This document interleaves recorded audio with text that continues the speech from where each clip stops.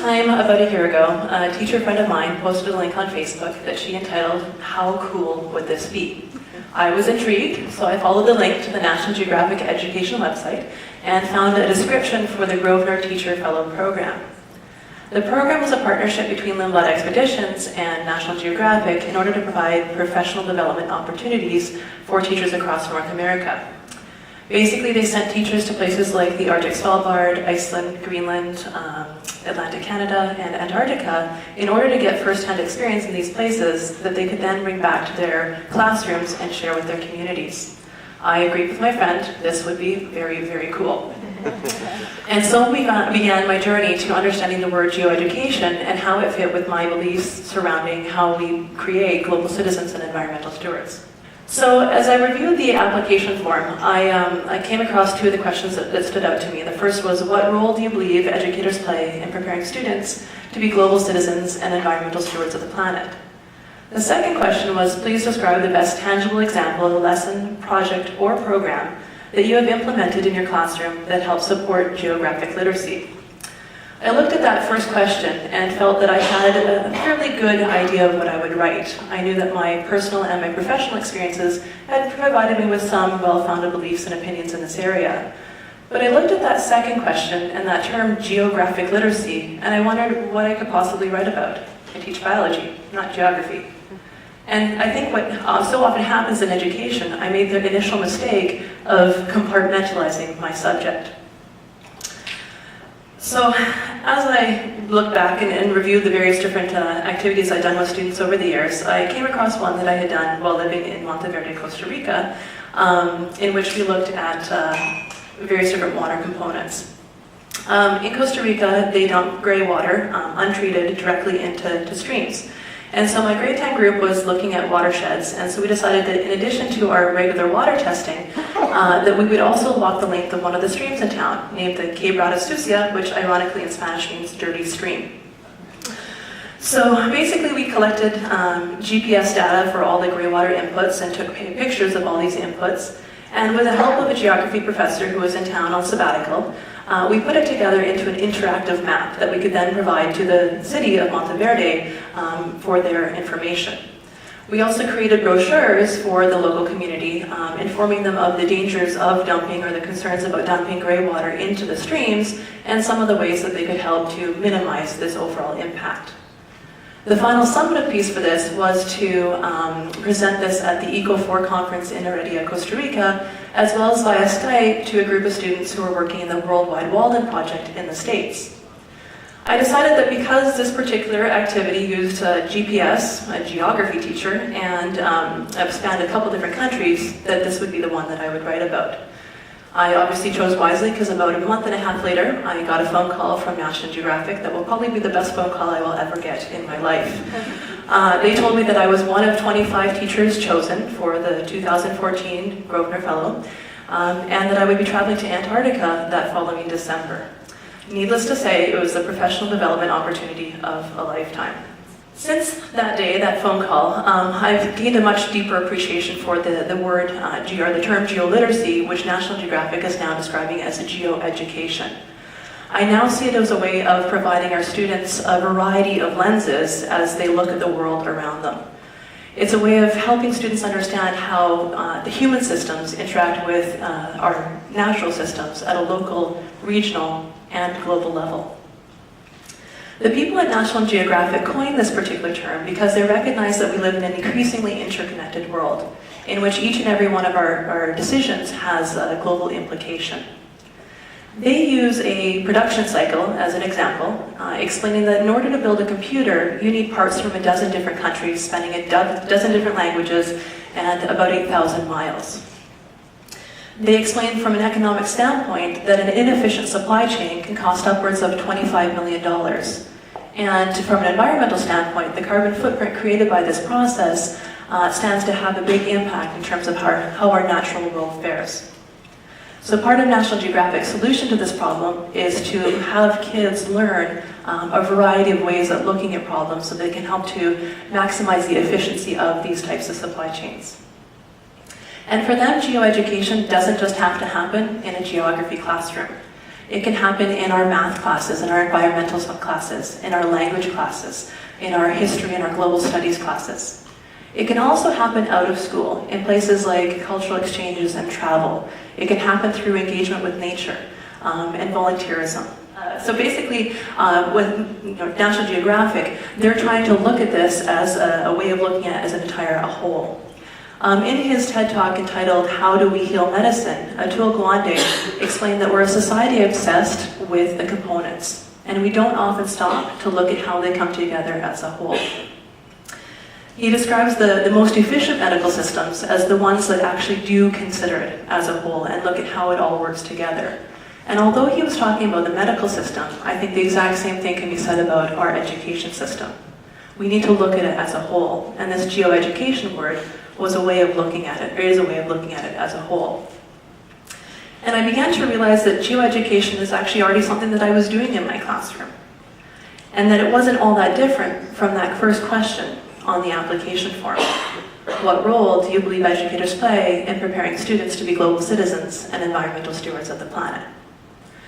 So at this point I have to take a quick step backwards and explain how I came to my original beliefs surrounding this first question. Growing up, I've been a teacher for the last 11 years, but I think my educational beliefs were probably founded well before that. Growing up, I had both the blessing, and at some points in my life I also viewed it as a curse, of having an educator for a father. Because of this, I watched and oftentimes participated as he organized various different hikes and cycling and canoeing trips for the kids and the teachers that he was involved with. I quickly learned that anytime I heard just around the next corner, that it probably meant we had about half the hike left to go. And although my father probably heard his share of complaining during these hikes, I think this is what really helped to create an appreciation and an interest in nature. This appreciation for nature has continued on into my adult life, and I've had the great fortune of being able to include a lot of it in the courses that I teach. Through my environmental biology and ecotourism class, I'm able to take students stand-up paddleboarding.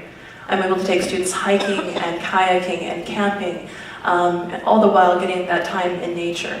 We visit wetlands and do specimen studies. We visit the local lakes and rivers and towns and collect water samples and do water testing. As you can tell, these kids are having fun in nature. All the while, they're learning practical skills that will translate into the real world. I've also had an opportunity to take a number of students on international exchanges. Early in my career, I was presented with the opportunity to take a group of students to Tijuana, Mexico in order to build houses. While I hadn't had a lot of experience doing international travel up until this point, I jumped at the opportunity, and little did I know how formative it would be not only for my students, but also for myself. I spent 8 days working alongside these 28 students, framing, stuccoing, roofing, painting. All the while we were playing with kids in the local neighborhood and getting to know them. We spent time getting to know the family who we were building for. On that final day when we handed the keys of the house over to the family, I realized that their lives weren't the only ones that had been changed in that week. And 10 years later, I can still remember the exact words that one of my students said to me.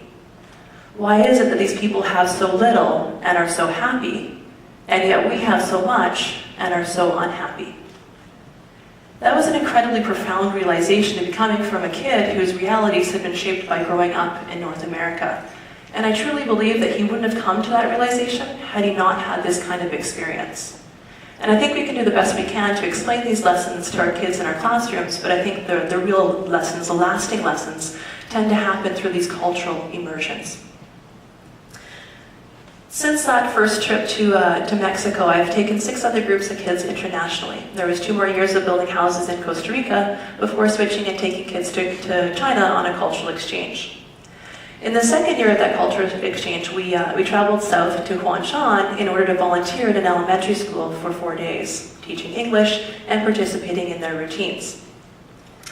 While there, we observed the obvious structure imposed by their classrooms and did manual labor lessons in the field behind the school.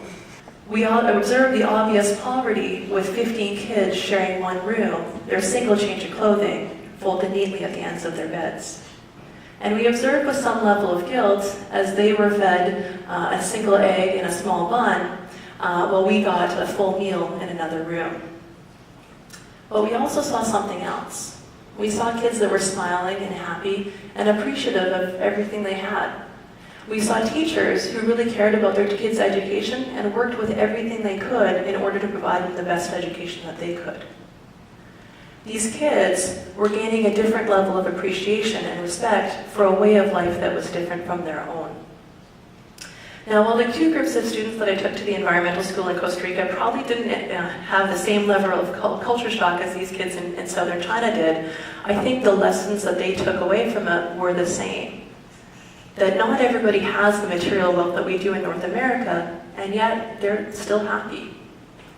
And so this is one of those things where I've seen these kids go on to, as they learn to appreciate these cultures and gain a different level of respect for these cultures, they've gone on to keep in touch with the families that we've been building with.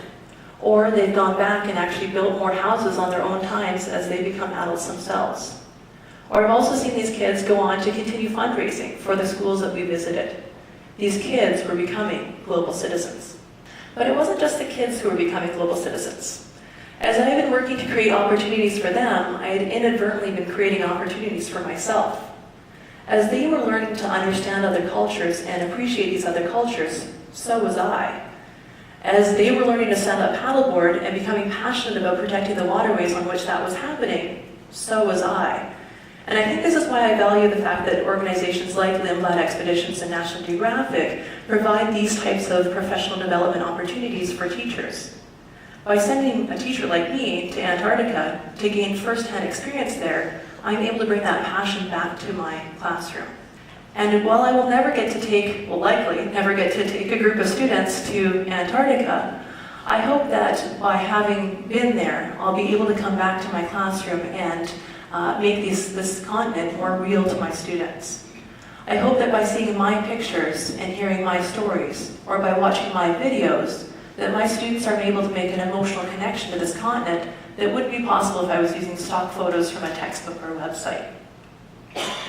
I hope that when they hear me describe the immense vastness of this amazing continent, or I describe the photography lessons that I got from National Geographic photographers, that my excitement will rub off on them. And I hope that when they see a picture of their teacher standing next to a penguin, that maybe it will inspire them to take on similar types of adventures in their own lives.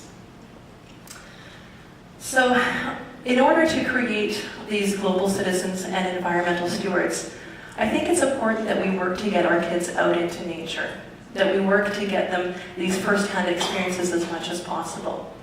It can start in our classrooms, with explaining how things fit within the context of the world. It can start by using that geo-education consciously. It can happen by creating authentic experiences embedded in the real world. It can help by creating helping them understand the interconnectedness of all that they do. And it can happen by just giving them the opportunity to experience. But it definitely needs to go beyond that. We need to provide our students and our teachers with the opportunities to get to know nature, get to know other cultures, so that they in turn can learn the respect and the passion for helping to protect and preserve, thereby creating global citizens and environmental stewards. Thank you.